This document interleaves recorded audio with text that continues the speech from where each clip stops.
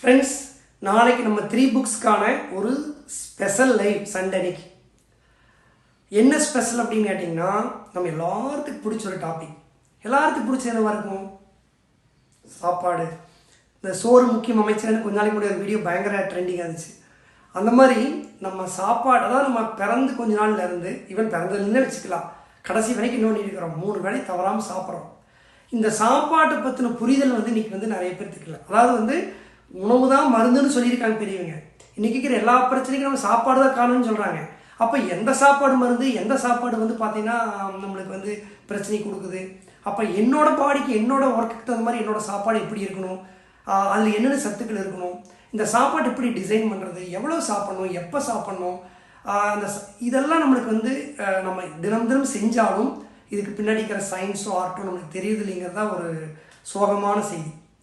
அப்போது நம்ம இந்த சாப்பாடு எவ்வளோ முக்கியம் அப்படின்னா, உங்கள் உடம்புல ஒரு பிரச்சனை இருக்குதுன்னா நீங்கள் சாப்பாடு சரி பண்ணி அந்த பிரச்சனையை சரி பண்ண முடியும்.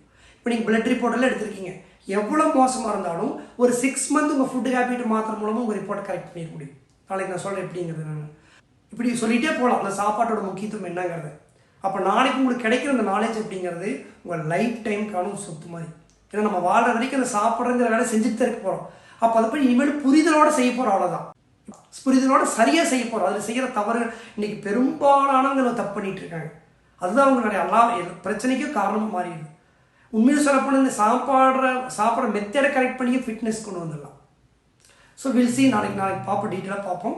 ஸோ நாளைக்கு அதே மாதிரி நிறைய நீங்கள் டவுட்ஸ் எல்லாம் கேட்டு, கொஸ்டின்ஸ் எல்லாம் கேட்டு ஒரு லிஸ்ட் இருக்குது இடையில கேட்டது. உங்களுக்கு இன்னும் டவுட்ஸ் எது இருந்தாலும் உங்கள் அட்மின்ஸ்க்கு அனுப்பிடுங்க, அதையும் எடுத்து வச்சுக்கிறேன். ஸோ நாளைக்கு செஷன் பார்த்தீங்கன்னா 2 hours லைவ் செஷன். என்னோட 3 புக்ஸ்க்கு டைம் முடிய போகுது. So I want to give my best. நாளைக்கு ஆஸ்ட்ரல் 4:45 ஸ்டார்ட் ஆயிரும். 15 minutes பார்த்தீங்கன்னா நம்ம ஆஸ்ட்ரல் அந்த வாட்டர் ப்ரேயர் இருக்கும். 5 to 7 will have live sessions. அதே மாதிரி நாளைக்கு லைவ் வரவங்களுக்காக சூப்பர் டூப்பர் கிஃப்ட் மெட்டீரியல், ஒரு சூப்பர் வீடியோ. இன்னைக்கு சின்னவங்களுக்கு பெரியவங்க கட்டாய அவசியமான ஒரு வீடியோ. நீங்கள் ஹெல்த்தியாக இருக்கிறதுக்கு ரொம்ப ரொம்ப முக்கியமான வீடியோ.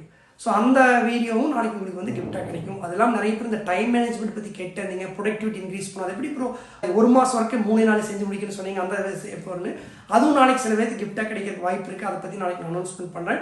ஸோ நாளைக்கு காலையில் லைவில் சந்திக்கலாம். யார் ரெடியாக இருக்கீங்களோ உங்கள் ஃப்ரெண்டுக்கு தம்ஸ்அப்பாக அனுப்பி நாளைக்கு காலையில் வருவீங்கிறத கன்ஃபார்ம் பண்ணிடுங்க. நாளைக்கு லைவ் மீட் பண்ணலாம் ஃப்ரெண்ட்ஸ்.